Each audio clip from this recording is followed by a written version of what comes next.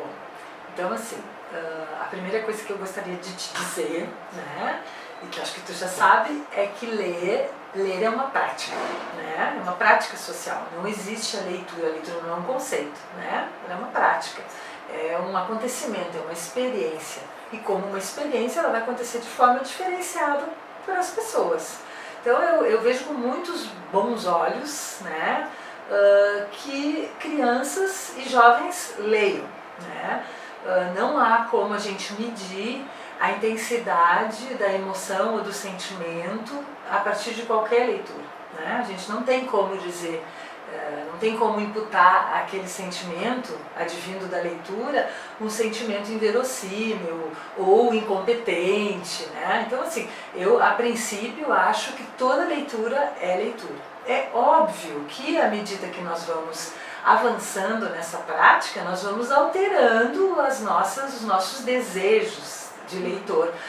Nós vamos nos tornando mais capazes de ler, como tudo na vida, né? Você começa a fazer bolo, faz muito mal, batuma, depois se faz e aquilo é ótimo. Então, como tudo na vida.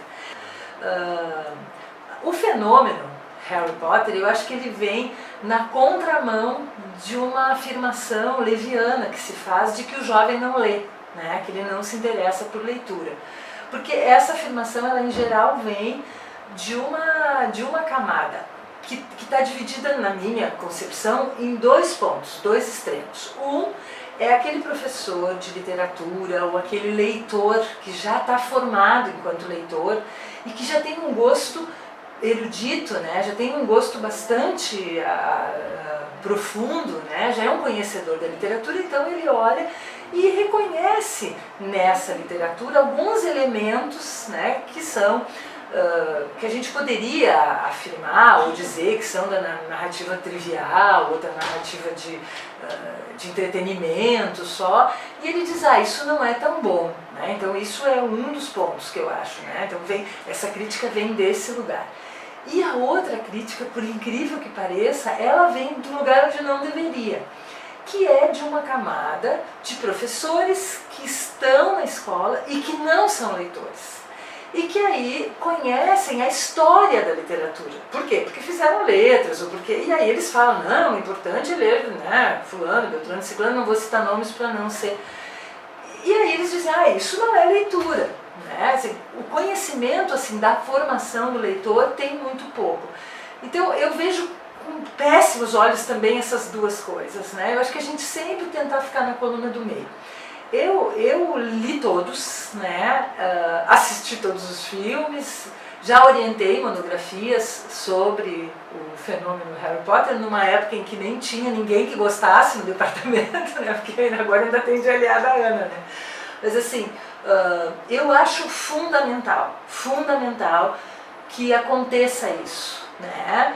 Há outras séries, como por exemplo Desventuras em Série, né? Que virou filme e que os livros são maravilhosos e o filme é muito bom também, né? Uma pena que não teve continuidade, né? A gente pega, por exemplo, o Roald Dahl, né? A Fantástica Fábrica de Chocolate, o BGA, James e o Pêssego Gigante, por aí tu vai. Quer dizer, uma série de textos que são de uma qualidade ótima, passam para o cinema e ficam tão bons. Às vezes essa transposição não é tão boa.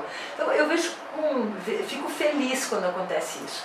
E acho que isso comprova que nós, né, adultos que já vivemos muito, às vezes somos muito ranzinzas, né?